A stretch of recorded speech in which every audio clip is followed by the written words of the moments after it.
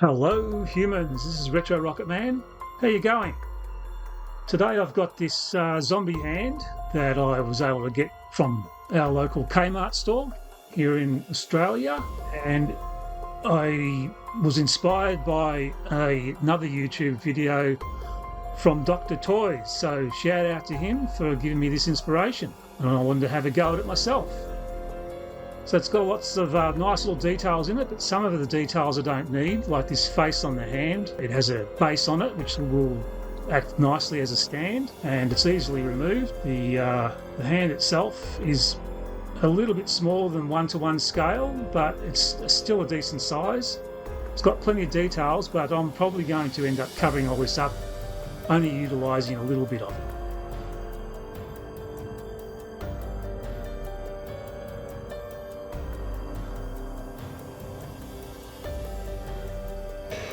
I'm going to start by just removing the label from the base, and I'm going to keep that for later because I'll need that as a reference for when I create my new label.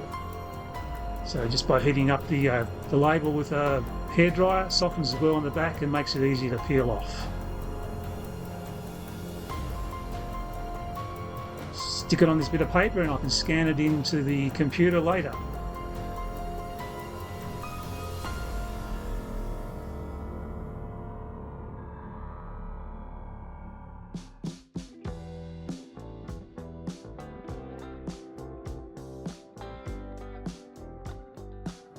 And not wanting this weird face on the palm, I'm just going to sand this back with a trusty Dremel tool, and also this little noggin bit that had the tag attached to it.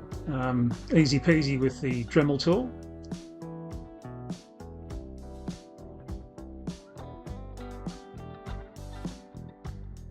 And I also want to create more depth and dimensionality to the damage on the zombie arm or hand. So I'm grinding some holes, extra holes in it, so it just gives it a more three-dimensional feel. It's making some random damage right through because it's hollow inside, and I'll be making this meaty and chunky later on. Yes, it might look a little bit dangerous, but I am being careful. I'm not going to catch myself with the sander.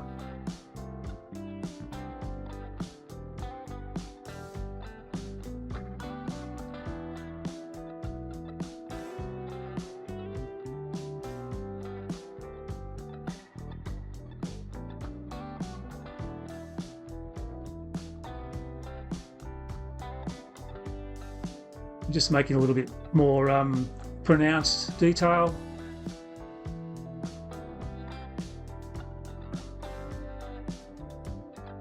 So there you have the damage that I put. This is on the forearm area. It comes apart because it is packaging after all, which is good because then I'll be able to stuff it with this expander foam. It's got a nice texture to it because it should give me a nice meaty, fleshy look to the wounds. Trying to create the texture so you'll be able to see from the damage in the arms. Just going to stuff it in there and then glue it back together.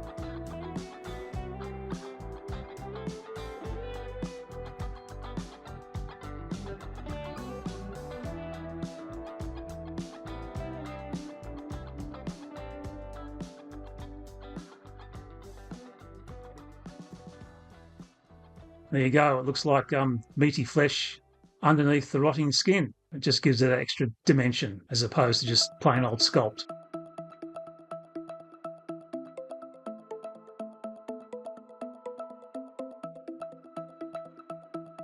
The next step is I'm going to just plaster the whole hand with PVA and toilet paper. The toilet paper will give me a lovely crinkled, rotted, flaky skin sort of texture. Something that would be very difficult for me to replicate just by sculpting. And I'll be creating a lovely texture, very detailed, just by dabbing it with the brush while it's still wet. And also just creating a bit more gnarly skin with a sculpting tool, giving me a bit more texture where I want it while the toilet paper is still quite wet. I'll be able to actually reshape the toilet paper as I go, and just making some sores and damage to the skin, because it is rotting and tearing away from the flesh after all.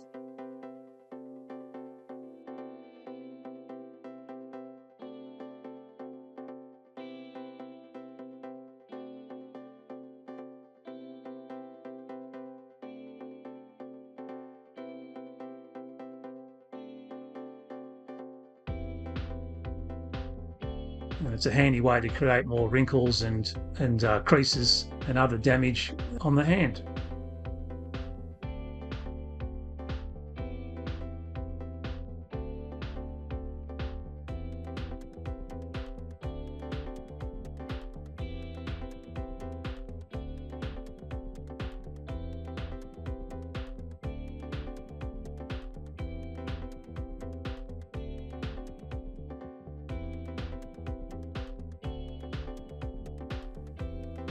I've dried what I've already done with a hairdryer so I can handle it easier, and now I'm just finishing off the fingers and making the damage a bit more meaty and gnarly.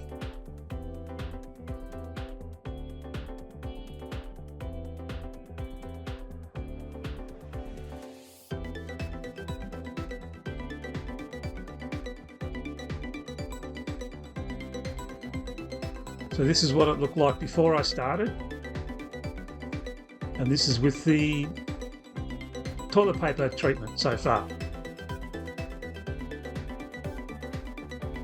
Much more like a zombie hand, even at this stage.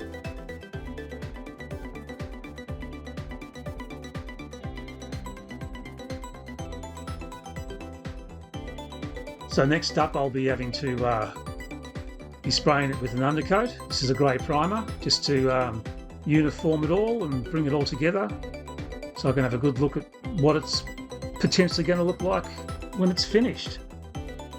It's looking quite good, I think. It's a lot different from what it was when I started.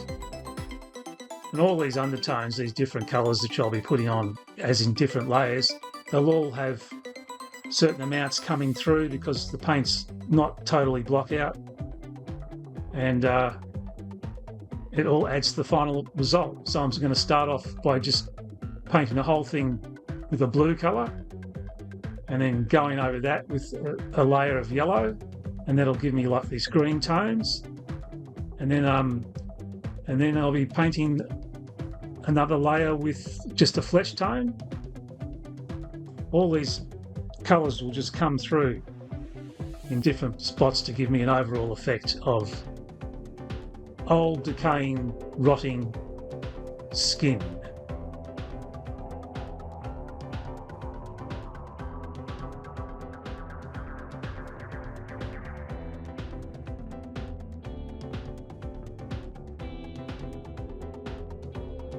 And in the open wounds that I created, I'm just going in with a deep red, darkish red, just to bring out all the flesh and the meat that's underneath, and give it a disgusting look. Rotting flesh on the outside and gooey meat on the inside. And highlighting a lot of the sores and open wounds that I created elsewhere, just to give an overall effect of disease and decay.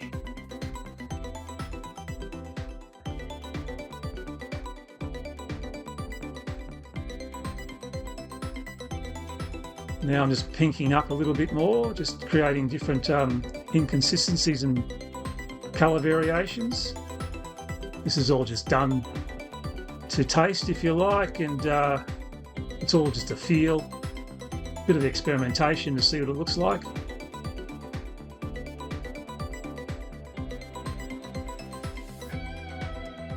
Now the exposed bone areas in the fingers, I'm just painting that with a off-white called Buff,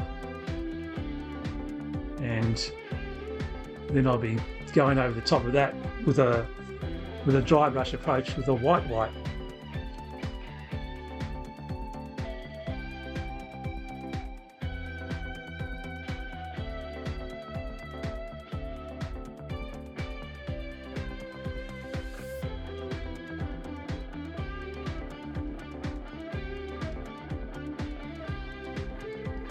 Now I'm giving the entire hand just a little bit of a lightish grey dry brush approach, just to catch some of the highlights and the wrinkles and things, and also to tone down the flesh a little bit more, make it look a little bit more dead. And this is a gradual process, a little bit of this, a little bit of that. And some white highlights in some areas as well, just to give it more tonal dimension and more wear and tear, because this hand's got plenty of that.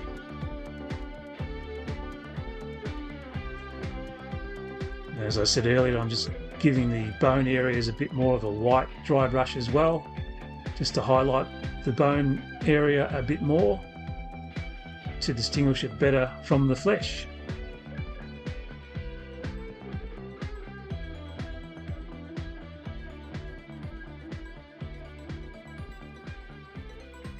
And then on the nails, which are still quite green, which gives me a nice look, I'm just giving it a bit of some white scuffing and wear and tear, just to show how much damage there is on this hand.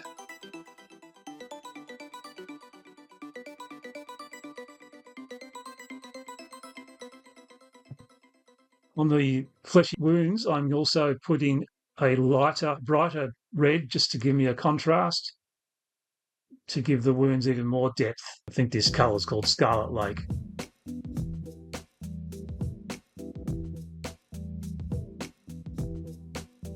Decided to go and put some veins over the bone, exposed bone areas, as if the flesh was stripped away, revealing just some veins left behind. And then I'm using just simple red wool that's been separated, and now I'm just gluing it with some PVA, just sort of moving it around, because it's a little bit awkward. It sticks to the brush, but it's all manipulated and looks quite good.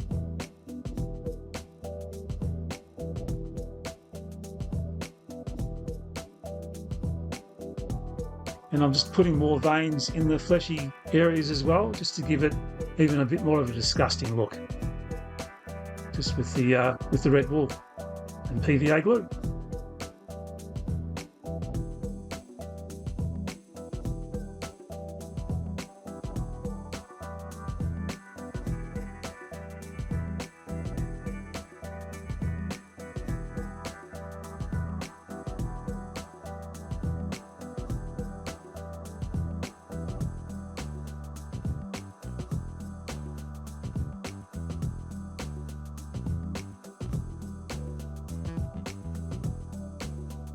Time to pay a bit more attention to the base itself, so I'm just giving it a base colour of a colour called Coffee Bean, just to take away from the plastic look of the base. And once that's dry, I'm going in over the top with some black shoe polish to weather it, so that just gets painted all over and then ragged off, leaving the black between the stones and the rocks and the texture of the soil, so it stands out much better.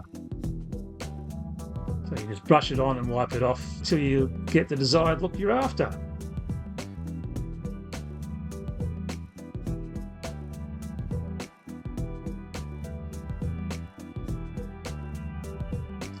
And once that's dry, with a bit of white mixed in with the coffee bean, I'm just going over the top with the lighter version, dry brushing it, catching some of the high ridges of the texture of the soil, just to make it stand out even more. And I created a new sticker, new label from using the old one, and it fits lovely. So that's it, humans, there you have it. This is my take on a zombie hand, which was originally a Smashers toy, and this looks a lot more disgusting. Oh, I love it. I hope you do too, humans. This is Retro Rocket Man. See you soon. Over and out.